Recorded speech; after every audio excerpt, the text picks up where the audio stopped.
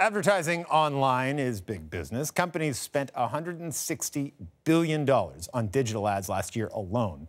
But it's not just banner ads and sponsored posts they're after. Now, companies want to enlist you to reach new audiences, creating special products and features designed to lure you into sharing photos and news about them from your own social media account.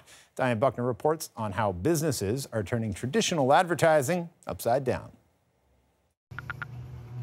Axe throwing, a new sport and the kind of novel activity that's often aimed straight at social media. Well, it is 5 points, Sandy. Good job. At this club, today's players are part of a corporate team-building event, and they're memorializing the day with dozens of pictures, posting the shots on Instagram, Snapchat, and Facebook. Oh, that's a heartbreaker. It's the kind of sharing that manager Trevor Welsh says helped build the Ontario business from 1 location to 9. Social media was a huge role in how we started. We automatically started up an Instagram account as soon as we opened up this location.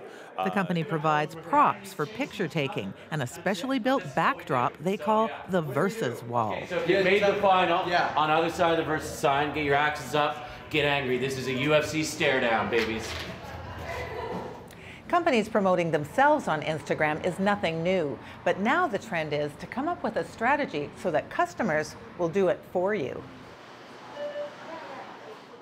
Social media users are hungry for new experiences, funny photos, anything they can show off to friends. And that's what business is trying to capitalize on. Instead of the brand trying to push their way and say, look at me, look how great we are, they're just putting out that little seed and letting other people do the work. And that's the brilliance of marketing nowadays. Let the consumer do the work for you. At the Montana's restaurant chain, the strategy involves a few wild and crazy, picture-perfect menu items, such as nachos served right inside a Doritos bag. So one of the things we really think about as we're developing food, whenever the chef brings out the food for us to look at, we always say, is it Insta-worthy? Is kind of the words that we actually use. Insta-worthy for Instagram, eye-catching enough to build the grassroots buzz and encourage more customers to come for the experience. Yeah, it's novel, right? Like I haven't seen something like that before, but also it's so colorful.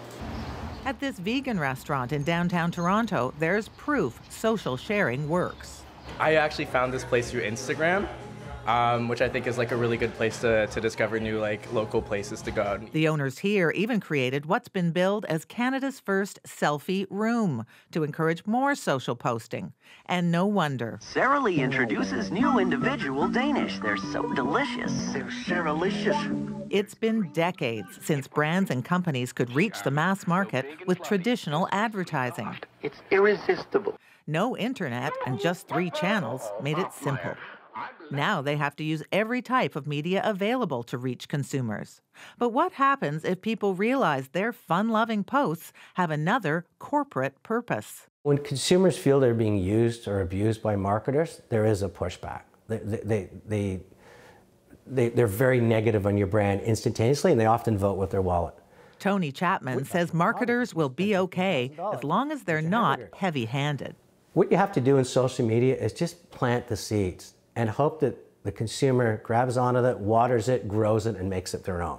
And when they do that, it's because it's of their own initiative. It's not a forced initiative. For so many businesses nowadays, social sharing hits the mark.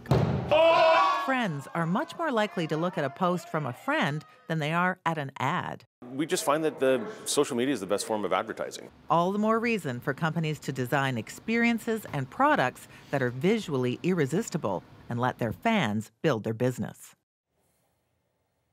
Here with more is the CBC's Diane Buckner. Again, really cool story. That whole notion the guy was talking about plant the seed, it seems to work. They like this. Are there risks, though, to this kind of a strategy? Well, you know, in the story we talked a lot about social marketing versus advertising, right? And the advantages to this, it's coming from your friend, et cetera. But like with advertising, the companies have a lot of control, right? So they're writing the script, they're choosing where it's going to be seen, how often it's going to be seen. If it doesn't work out, like say, for example, Pepsi's ad with Kendall Jenner, there's negative reaction, just haul it down, it's gone. But with social media, Tony Chapman, the marketer that we interviewed, he said there's no containment strategy, right? You're handing over your message to social media. It can run wild. I mean, he even talked about United Airlines, right? You know, that's going negative, and these companies want something positive, but if it doesn't go the way they want to, they've just got no way to shut it down. You were on this show not too long ago talking about celebrity endorsements and, you know, their ad they were adding. Aren't regulators cracking down on sort of social media posts that do promote business that are, in fact, advertising? Yes, they are cracking down on social media posts about business, but they are cracking down on this area of paid promotion on social media. So they convinced me to do it. Yes. It's not paid. Right. Exactly, because that's the thing. I mean, the influencers that are part of that crackdown, they're like the celebrities, the bloggers who are, you know, people argue it's deceptive marketing because, you know, Kim Kardashian's talking about some product and you don't know that behind the scenes she's been paid. People just think, oh, she loves it. Whereas these campaigns, like what Montana's and Milestones and all these other companies are trying to do, is just get regular people, entice them to do it with, you know, a fabulous backdrop or, you know, incredible product that you have to take a picture of, and it's voluntary and unpaid. And I watched that the Instagram growth of that backyard axe throwing league begin to devour my feed as more people went to it, as they opened more and more shops.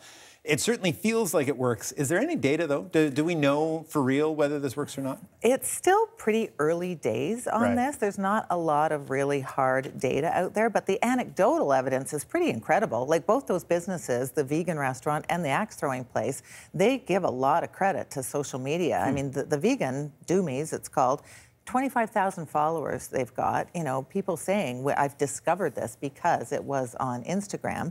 And, you know, bigger companies, they have social teams, right? As part of their communications department, they've got the people who specialize in social, who are doing the paid advertising on Facebook and all the rest of it, and tracking it, but they're also doing this type of a grassroots campaign.